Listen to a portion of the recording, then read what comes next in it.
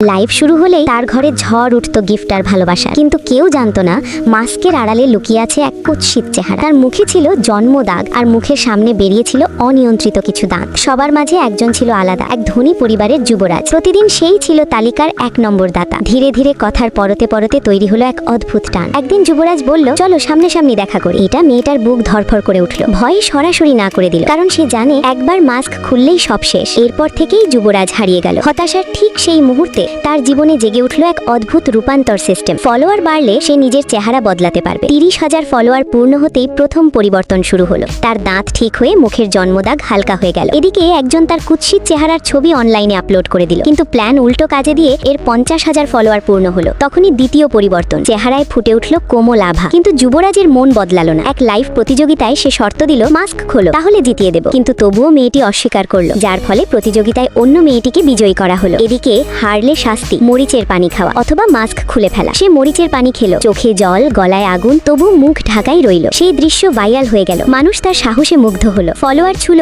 1 million, যার ফলে চূড়ান্ত রূপান্তরে সে হয়ে উঠল অপূর্ব সুন্দরী। এক বিশাল লাইভ অনুষ্ঠানে প্রথমবার মাস্ক খুলে মঞ্চে উঠল সে। প্রথমবারের মতো সবাই তার চেহারা দেখে স্তব্ধ হয়ে গেল।